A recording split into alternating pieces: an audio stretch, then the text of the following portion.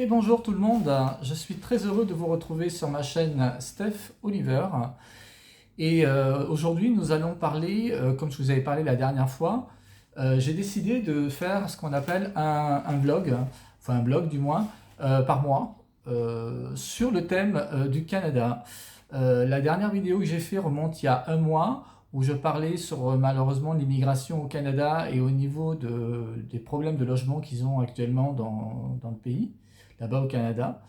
Et là, nous allons parler, comme je vous avais dit la dernière fois, sur le fait historique du Canada. Ça va être un petit peu assez long, mais bon, on va voir comment je peux tourner comme ça. Nous allons parler donc l'histoire du Canada, de la création, quand il s'est créé le Canada, par quelles les premières colonies qui ont créé le Canada. Voilà, je vais vous faire voir un petit peu, enfin vous faire comprendre un petit peu comment ça s'est fait ce pays. Voilà. Donc j'ai fait quelques recherches sur Internet et sur des tout faits sur les faits historiques du Canada.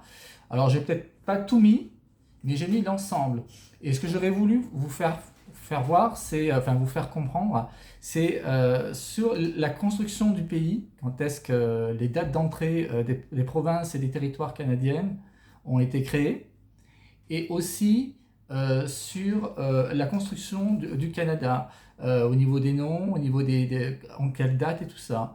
Et donc je vais vous faire voir tout ça et vous faire montrer aussi une liste de tous les premiers ministres qui sont succédés, donc de 1867 jusqu'à 2023. Donc il y a eu à peu près, je pense, plus de 43 ou 45 premiers ministres qui sont succédés jusqu'à maintenant. Qui est maintenant le Premier ministre actuel au Canada, c'est Justin Trudeau, qui est du Parti libéral. Donc voilà. Donc on va commencer cette vidéo sur l'histoire du Canada. Alors le Canada, c'est, avant d'être une confédération canadienne, a été découvert par des colons européens. Les premiers qui avoir découvert le Canada, c'est des Français, par le roi de France.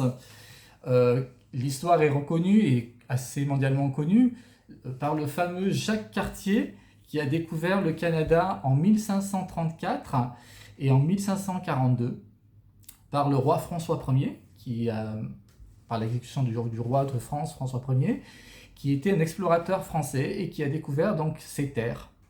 Voilà. Et d'ailleurs, c'est les Français qui a dit à l'époque, nous allons appeler ces terres Canada. Les Français avaient juste mis le K. Après, les Britanniques, par la suite, ils ont rectifié la première lettre et ils ont mis le C.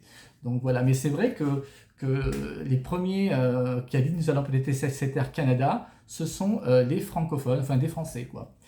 Voilà. Donc, je vais vous parler un petit peu donc j'ai une petite liste à côté là devant moi, c'est pour ça que je ne regarde pas devant vous. Donc le Canada, il a été donc découvert par Jacques Cartier de 1534 à 1542 par le roi de France François Ier. Et en 1550, on voit apparaître le nom Canada sur les cartes. Donc ça c'est assez nouveau, d'ailleurs je ne savais pas trop, mais je l'ai découvert. Et donc sur les cartes, sur la carte de toute la planète, donc ça a été découvert ça a été fait en 1550. Donc la cession aussi définitive du Canada du Royaume a été faite en 1763 par le Royaume de la Grande-Bretagne. Donc en 1763, c'est l'Angleterre, enfin la Grande-Bretagne, qui a pris définitivement au niveau du Canada et qui a été cessé par le roi de France. Donc les dates de confédération du Canada, jusqu'à l'ensemble qu'il y a eu les provinces canadiennes. Donc il y a au Canada 10 provinces et 3 territoires. Il faut se dire qu'à l'époque, avant que toutes ces provinces arrivent, il y a eu un congrès ou une réunion avec des hommes politiques à l'époque et puis des représentants du royaume d'Angleterre, enfin au niveau à l'époque quand c'était au niveau de la monarchie britannique. Ils se sont réunis dans la petite ville qui est située actuellement à l'île du Prince-Édouard, à Charlottetown, où là-bas a été une réunion pour commencer à confédérer le fameux Canada uni, où il y a eu ces fameuses provinces. Donc il y en a eu 4 qui sont rentrées, 4 ou 5, je m'en souviens plus trop. Je sais qu'il y a eu le Nouveau-Brunswick, la Nouvelle-Écosse, l'Ontario et le Québec. Et c'est arrivé exactement, donc la confédération a été faite en 1864 à Charlottetown, et au 1er juillet 1867, le Canada a été officialisé en tant que pays, même s'il était toujours dirigé par une monarchie constitutionnelle, hein, donc britannique. Et donc il a été fait au 1er juillet 1867. C'est ce qui est fait à l'heure actuelle de la date d'entrée de la fête du Canada, tous les 1er juillet. Voilà. Donc après, au fur et à mesure que les provinces se sont créées, le Canada uni, comme je disais, donc le Nouveau-Brunswick, la Nouvelle-Écosse, l'Ontario et le Québec, est arrivé par la suite, quelques années plus tard, il y a eu la Colombie-Britannique, mais j'en suis pas sûr, je ne sais pas si elle est arrivée juste après, je pense, peut-être que je peux me tromper, l'erreur est humaine. Hein. C'est en 1871 qu'elle est rentrée en Confédération canadienne. L'île du Prince-Édouard est rentrée en 1873. D'ailleurs, personnellement, je trouve que c'est un peu, pas bizarre, mais je trouve que c'est pourquoi l'île du Prince-Édouard, moi c'est ce que je me pose toujours la question, pourquoi l'île du Prince-Édouard est rentrée en 1873 alors que, géographiquement parlant, elle était juste à côté de la Nouvelle-Écosse et du Nouveau-Brunswick. Elle aurait pu très bien rentrer en 1867. Enfin bon, après, bon, à l'époque, peut-être qu'ils n'avaient pas le même fonctionnement comme on fait maintenant. Donc voilà. Après, il y a eu donc le Yukon qui est rentré beaucoup plus tard, en 1898. Ensuite, il y a eu 2 provinces qui sont rentrées dans la même année, qui est la province de l'Alberta et la province du Saskatchewan, qui sont rentrées en 1905. Et d'ailleurs, à l'époque, ils avaient hésité, ils voulaient faire de l'Alberta et la Saskatchewan, faire une seule province, mais après, bon, ils ont changé d'avis, ils ont fait 2 provinces séparées. Ensuite, il y a eu Terre-Neuve et Labrador qui est rentré en 1949. Après, il y a eu Territoire du Nord-Ouest et le Manitoba sont arrivés en 1870. Alors là, c'est pareil, c'est arrivé 3 ans après la Confédération donc, du Canada qui a été créée. Et la toute dernière province qui est rentrée, enfin c'est un territoire du moins, c'est le territoire du Nunavut, je ne sais pas si je prononce bien, c'est rentré en 1999 au Canada. Et la dernière province du Canada à être rentrée qui est rentrée dans la Confédération, c'est Terre-Neuve et Labrador en 1949. Voilà. Nous allons actuellement par la suite parler du drapeau canadien. Il faut savoir que le Canada a un drapeau qu'on connaît tous mondialement, le fameux drapeau d'érable avec sa feuille d'érable et le drapeau rouge, avec ses petites lignées sur le côté.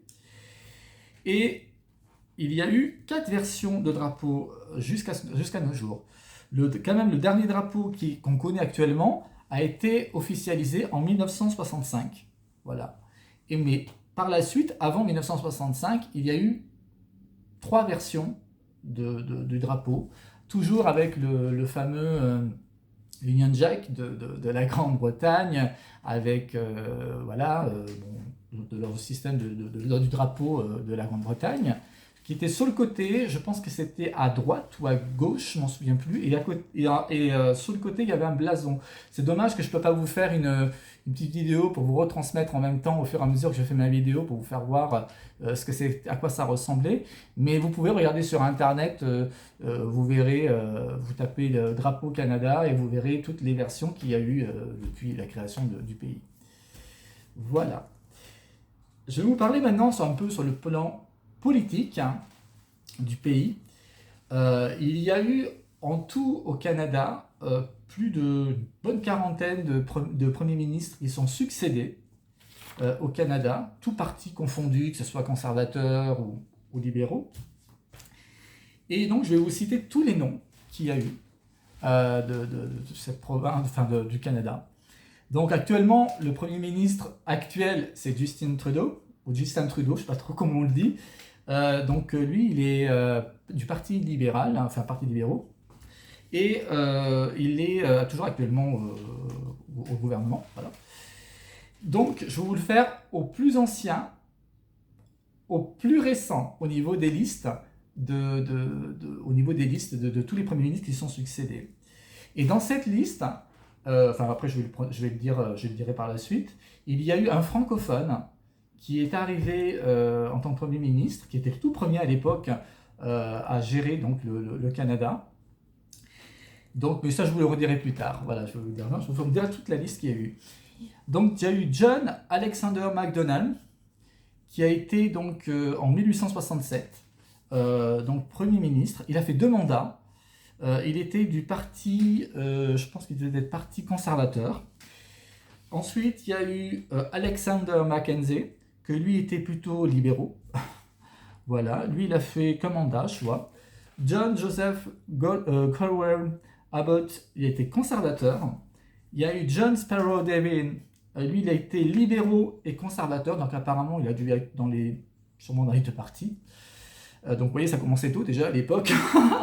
Voilà, ils étaient un peu dans les 2 côtés. Il y a eu Mackenzie Bower, qui lui a été libéraux aussi conservateur. Il y a eu Charles Tupper, qui est conservateur. Il y a eu Wilfrid Laurier, le fameux francophone que je vous viens de parler, qui était libéraux, et qui a été premier francophone du pays. Voilà, qui était d'ailleurs issu de l'immigration, d'ailleurs, à l'époque. Il y a eu Robert Borden, qui était conservateur. Il y a eu Arthur Meighen, qui était conservateur aussi. Il y a eu William Mackenzie, qui lui a fait 3 mandats. Il était libéraux. Ensuite, il y a eu Louis Saint-Laurent, qui était libéraux aussi. Il y a eu John Defender, il était progressiste conservateur. Il y a eu Lester Bird Pearson, qui était libéraux, qui d'ailleurs a eu son nom pour l'aéroport international de Toronto. Il y a eu Pierre Elliott Trudeau, qui est je pense, l'arrière-grand-père de Justin Trudeau, actuel. Il y a eu Joe Clark, qui était conservateur. Il y a eu John Turner, que lui a été libéraux. Il y a eu Brian Mulroney, qui était conservateur. Et après, il y a eu une femme, une seule femme, je ne sais pas si elle est restée très longtemps. Il y a eu Kim Campbell, qui elle était conservatrice dans le Parti conservateur. Il y a eu Jean Chrétien. Je donne un petit coup de cœur pour ce Premier ministre. Que là, je fais une petite parenthèse. On va un peu mettre le fait historique de côté. Mais Jean Chrétien a été pour moi, personnellement, moi j'avais été renseigné à l'époque, Jean Chrétien, qui est du Parti libéral, qui a été un homme politique assez coriace, assez rude dans sa façon, comment il avait géré le Canada à l'époque. Mais c'est quand même grâce à lui, Jean Chrétien, au niveau, que ce soit au niveau des finances publiques, de ce qu'on appelle des finances publiques qu'il y a eu au Canada, qui à l'époque était malheureusement pas très bien. Et c'est grâce à Jean Chrétien, sur plusieurs mandats, ils ont pu réussir à s'extirper de ce gros marasme financier qu'il y avait dans ce pays. Et voilà, donc Jean Chrétien, c'est vrai, moi je ne dis pas que je le surnomme le sauveur du Canada, mais il a été pour moi un manager politique. Il a su gérer le pays, même s'il y a eu des dégâts, même s'il y a eu malheureusement au niveau de la santé, au niveau de l'assurance chômage, qu'il y a eu malheureusement des choses qui a été malheureusement amputées. Ils ont beaucoup restreint pas mal de choses, mais ils n'avaient peut-être pas d'autre choix à l'époque, parce que c'était ça où ils allaient malheureusement dans le mur. Parce que quand le FMI viennent vous gratter au dos et qui sont là pour vous faire comprendre qu'il faut commencer un petit peu à rembourser sa dette, et bien on n'a pas d'autre choix que de réformer un pays et de réformer le pays. Voilà, et c'est comme ça dans tous les pays du monde, que ce soit en Amérique du Nord, en Europe, enfin peu importe. Voilà, donc c'est un petit coup de cœur que j'ai pour ce Premier ministre, voilà, Jean Chrétien. Et puis il y a eu son successeur juste après, c'était Paul Martin, qui était aussi libéraux. Et puis voilà. Et après, il y a eu Stephen Harper, qui était lui conservateur, qui nous vient de la province de l'Alberta. Je pense qu'il devait être professeur, je ne me souviens plus trop ce qu'il était, Stéphane Rapin. Mais il était conservateur et il venait de l'Alberta, je pense, de la ville de Calgary. Donc voilà. Et bien sûr, il y a eu actuellement Justin Trudeau, qui est libéraux aussi, qui est lui du Québec. Je pense qu'il est du Québec, de coin du Québec, voilà.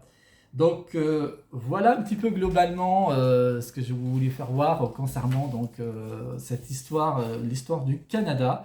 Bon, c'est assez bref, hein. J'ai peut-être pas tout dit sur l'histoire. J'aurais pu parler aussi de l'histoire bien avant que les colons européens arrivent, où il y avait les fameux, enfin, et qui y sont toujours, les Amérindiens qui ont été les premiers habitants vraiment du Canada, qu'il ne faut pas oublier. Les Amérindiens, avec toutes les tribus qu'ils ont, les réserves qu'ils ont encore. Il y a encore quelques réserves encore au Canada, dans certains pays du Canada, au niveau des Indiens. Et voilà, donc moi c'est pareil, je les oublie pas eux aussi. J'aime beaucoup aussi au Canada les coins du côté les Iroquois. Je trouve qu'il y a eu c'est en Ontario d'ailleurs, un peu entre la limite de l'Ontario et du Québec, où je sais que ça a été des colons qui ont été un petit peu malmenés à l'époque. Mais j'aime bien, moi, cette culture des Premières Nations du Canada. Voilà, donc c'est une petite sensibilité que j'ai vis-à-vis d'eux. Donc, j'espère que cette vidéo vous a un petit peu fait un peu comprendre un peu l'histoire du Canada. Et d'ailleurs, il faut savoir que dans les listes que je vous ai dit des premiers ministres, et même au niveau un peu de la Confédération du Canada, ce sont des questions qu'on pose très souvent pour les personnes qui sont sur place déjà au Canada, qui font leur demande de citoyenneté citoyenneté canadienne. Et certaines questions font partie de ce que je viens de dire. Donc il faut quand même savoir beaucoup de choses de ce très beau pays. Et donc voilà quoi. Donc j'espère que ça vous a un petit peu éclairé. Bon, c'est un petit peu bref. Bon, j'avoue que je suis un petit peu intimidé, hein. C'est le deuxième blog que je fais sur le Canada. Le prochain, je ferai le mois prochain. Donc je ferai une autre vidéo sur le Canada. Donc le mois prochain, je parlerai de l'immigration, pas de l'immigration, je vais parler de la francophonie du Canada hors Québec. Je ferai un autre blog que sur la province du Québec, mais là le mois prochain, je parlerai des francophones hors Québec, parce qu'il y a des francophones hors de la province du Québec, dans tout le reste du Canada. Et je vous dirai les petits coins où sont situées ces municipalités, là où on parle français dans certaines provinces canadiennes. Ça va être assez intéressant. Voilà. Donc je vous souhaite à tous une très très bonne journée. J'espère que ça vous a plu. Voilà, j'étais un petit peu bref, je m'en excuse, hein. Voilà. Et donc je vous souhaite à tous une très bonne journée. Et puis je vous dis au mois prochain pour un prochain blog sur le Canada, mais là sur le fait au niveau de la francophonie. Je vous souhaite à tous une très bonne journée et à bientôt. Au revoir.